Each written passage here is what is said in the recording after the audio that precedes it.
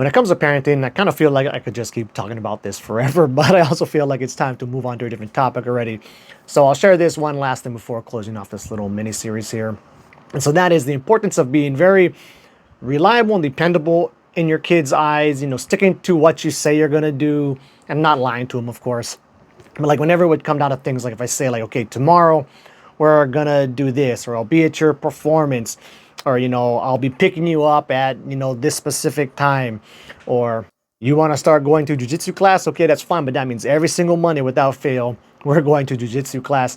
So anytime I would try to set a plan like that in place, I'd always do my very best to try and stick to it. And then if it had to fall through for one reason or another, always being sure to explain to my kids why it fell through. Sometimes even if they didn't even care, like say they're at their friend's house and I pick them up like half an hour late, where they didn't even want me to pick them up. They're happy they got to stay half an hour longer. I would still always try to explain to them, okay, this is why, things change and I was running a little bit late, or maybe have to pick them up early or something like that, right? Always being sure to explain these things. But the real trick here is I would look for opportunities to get as much reps in with this as I possibly could, just to kind of build up their confidence in me sticking to things that I say I'm going to do. So one easy way to do that was with time restricted things. So say like if they were playing video games around the iPad and I told them, okay, in 10 minutes, that's off.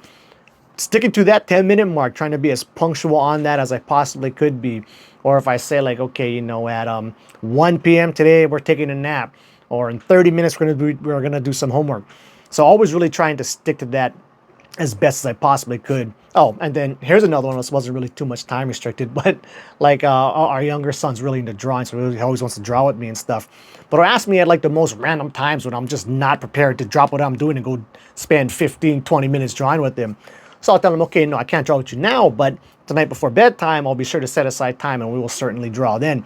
And then really doing your absolute best to always stick to these things and be as punctual as you possibly can with it, I think goes a long way.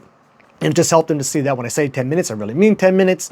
It helped them also to get a really good internal body clock. So I was doing this to them at such a young age.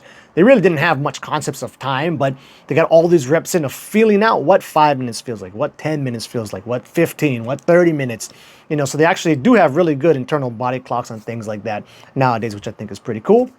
And then I guess on the lying front. So I was never one to try and play off to my kids like Santa Claus or the Tooth Fairy is real. Now they would still get money if they put their tooth under their pillow. They would still get presents labeled from Santa Claus. But I never really tried to play like it was really from some magical fat man who's flying around the world in one night giving presents to all these kids. If they really press me, like, oh no, that's from Papa Santa Claus, that one's from Mama Santa Claus or whatever. And we always kind of just took that approach. And then there was this one particular time, so when like Elf on the Shelf was really popular, we'd have different friends and family doing that with their kids. And it was kind of fun thing for them to do every morning to see where the elf moved around the house. So my wife wanted to get one, but I just could not get over the fact of trying to tell my kids that there really is some magical elf toy that's moving around the house every single night. I was like, man, I won't be able to tell them that. I'm gonna have to tell them this is just me moving around the house. So kind of shot that plan down, much to my wife's dismay. But anyway, yeah, that's that.